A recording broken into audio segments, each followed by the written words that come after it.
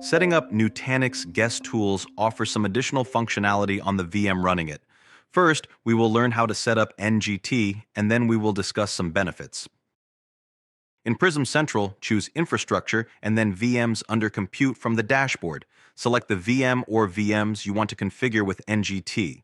Now under Actions, select Guest Tools and Set up NGT. Now choose your setup preference and click Next. Here, choose Service Applications and hit Next. Now as a final step, choose your installation preference, enter a username and password, then click Complete Setup. Your Nutanix guest tools are now installing.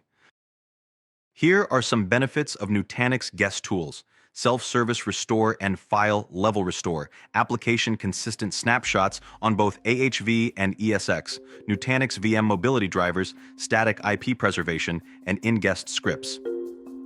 Let us know if this was helpful. Thanks for watching.